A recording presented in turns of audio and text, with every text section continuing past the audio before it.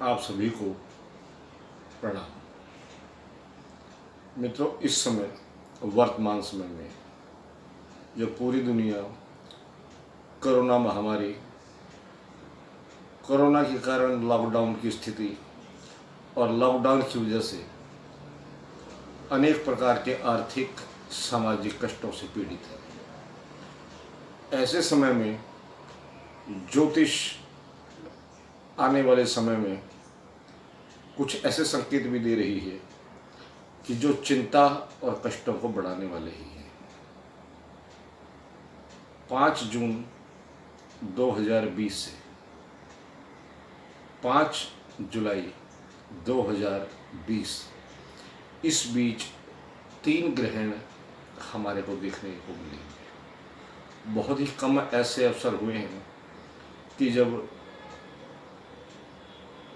एक ही महीने में आपको हमें तीन ग्रहण देखने को मिले। सुनते हैं कि महाभारत काल में एक ही पखवाड़े में 2 ग्रहण आए थे और परिणाम क्या हुआ था ये सभी जानते हैं। वर्तमान कोरोना के समय एक बार फिर से ऐसी ही घड़ी उपस्थित हुई है कि जब इन 3 ग्रहणों में से 2 ग्रहण एक ही पखवाड़े में आएंगे। पुरानी कहावत है कि जब एक ही पखवाड़े में 2 ग्रहण आए तो राजा या प्रजा दोनों में से किसी एक के लिए या दोनों के लिए महाकष्टकारी होते हैं। 5 जून 2020 को चंद्र ग्रहण है। 21 जून को पूर्ण सूर्य ग्रहण है। इस दिन हमें आपको सूर्योदय के दर्शन नहीं होंगे। इसका प्रभाव भारत, बांग्लादेश, भूटान, बर्मा, भारत के पूर्वी क्षेत्रों, पूर्वी पड़ोसी देशों के अलावा अमेरिका और अफ्रीका के कुछ शहरों में भी इस ग्रहण का असर देखने को मिलेगा। 21 जुलाई को मिथुन राशि में मृगशिरा नक्षत्र में ये पूर्ण सूर्य ग्रहण होगा, जो विशेष रूप से बहुत प्रभावशाली और कष्टकारी भी रहेगा। ये स्थिति और कष्टदायक तब हो जाएगी जब उस समय मंगल, जो कि मीन राशि में स्थित होंगे, उनकी पूर्ण दृष्टि सूर्य, बुध, चंद्रमा और राहु के ऊपर होगी। ये दूसरी अशुभ स्थिति है। अब तीसरी इससे भी बड़ी अशुभ स्थिति है कि उस समय 2 शुभ ग्रह, देवगुरु बृहस्पति और दैत्य गुरु शुक्रदेव, यानी कि बृहस्पति और शुक्र, साथ ही शनिदेव भी वक्री चाल में होंगे, वक्री अवस्था में होंगे, यानी कि उल्टे चल रहे होंगे। इस प्रकार से इन तीनों ग्रहों का वक्री हो जाना, मंगल का 4 ग्रहों को पूर्ण दृष्टि से देखना और सूर्य का पूर्ण ग्रहण, ये सभी संसार के लिए बड़े ही अनिष्टकारी संकेत मिलते हैं। निश्चित तौर पर भविष्य सुखद नहीं होने वाला। ज्योतिष इस विषय में यही कहेगी कि ये संसार के लिए शुभ संकेत नहीं है। इसके बाद इस सूर्य ग्रहण का 12 राशियों पर जो अलग अलग प्रभाव देखने को मिलेगा, कुछ राशियों पर शुभ, कुछ पर अशुभ, इस वीडियो में आगे मैं आपको वही बताऊंगा और साथ ही उनके उपाय भी बताऊंगा। मित्रों, मिथुन, कर्क, वृश्चिक और कुंभ राशियां, इनके लिए ये सूर्य ग्रहण बहुत ही अशुभ और कष्टदायक रहेगा। सबसे ज़्यादा कष्टदायक ये मिथुन राशि वालों के लिए रहेगा, क्योंकि मिथुन राशि में ही ये ग्रहण हो रहा है, मिथुन राशि में ही सूर्य देव है। तो मिथुन राशि वालों के लिए ये ग्रहण काल और ग्रहण के बाद का समय विशेष रूप से कष्टदायी रहने वाला है, मानसिक रूप से, शारीरिक रूप से, सेहत के लिए, और इसके साथ ही विशेष तौर पर आजीविका के लिए, काम धंधे के लिए, आपके व्यापार के लिए, रोजगार के लिए, आप किसी जॉब में हैं, किसी भी प्रोफेशन में हैं, आजीविका के लिए मिथुन राशि वालों के लिए विशेष रूप से ये ग्रहण हानिकारक रहेगा। इसके बाद कर्क राशि वाले, कर्क राशि वालों के अशुभ भाव यानी कि 12वें भाव में ये सूर्य ग्रहण मिथुन राशि में होगा। 12वें भाव में ये क्रिया होना इस बात का संकेत है कि आपको अनेक प्रकार के विवादों का सामना करना पड़ सकता है, आपको आर्थिक रूप से कष्ट होगा, आप कर्जदार हो सकते हैं, या अगर किसी को आपने लिया हुआ पैसा वापस लौटाना है तो वहाँ से आपको अपमान झेलना पड़ सकता है। इसके अलावा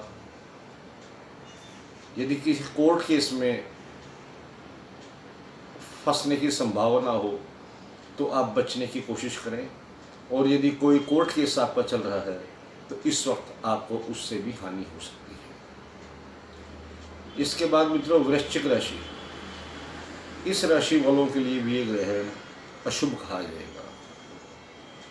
इनके अष्टम स्थान में ये ग्रहण होगा, इनकी राशि से अष्टम स्थान में मिथुन राशि होगी, वहाँ ये ग्रहण होगा। आप लंबी यात्राओं से उस वक्त बचें, धार्मिक यात्राओं से बचें, अपनी सेहत का ख्याल रखें। आपको स्वास्थ्य संबंधी कष्ट, तकलीफ, परेशानी भी हो सकती है। यह इस राशि वालों का मारक भाव भी होता है, तो विशेष तौर पर अपनी सेहत का, अपने स्वास्थ्य का ख्याल रखें, क्योंकि आपके लिए यह स्वास्थ्य संबंधी कष्ट देने वाला हो सकता है। इसके बाद मित्रों आती है कुंभ राशि। कुंभ राशि वालों के भी छठे भाव में मिथुन राशि होगी, और इस ग्रहण का अशुभ प्रभाव कुंभ राशि वालों पर भी निश्चित तौर पर देखने को मिलेगा। आपको स्वास्थ्य संबंधी कष्ट हो सकता है, शत्रु प्रबल हो सकते हैं, किसी भी प्रकार के विवाद और तनाव से आप बचें। मानसिक कष्ट होने की पूरी संभावना है, और शरीर में किसी भी प्रकार के रोग से स्वयं को बचा के रखें। इन राशियों के बाद अब हम उन राशियों की बात करते हैं जिनके लिए ये ग्रहण ना तो बहुत शुभ रहने वाला है और ना बहुत अशुभ रहने वाला है, यानी कि समान समान फल देने वाला होगा। लेकिन फिर भी मैं यही कहूँगा कि अगर शुभ नहीं है तो अशुभ की आशंका ही अधिक रहती है। ये राशियां हैं वृष, तुला, धनु। वृष राशि वालों के लिए भी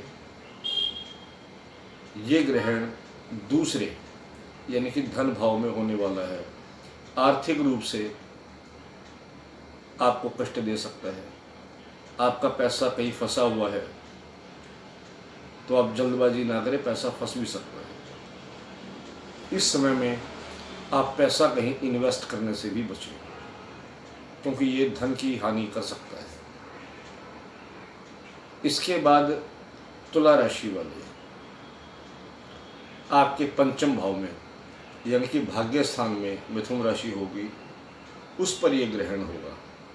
आपको भाग्य में रुकावटें आ सकती हैं, बनते हुए काम बिगड़ सकते हैं, इसलिए आप लोगों को भी विशेष सावधानी की आवश्यकता है। धनु राशि वाले,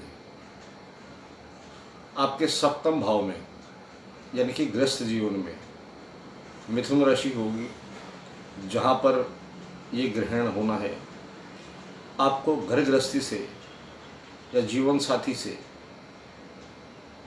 या जीवन साथी के स्वास्थ्य से कष्ट या हानि उठानी पड़ सकती है।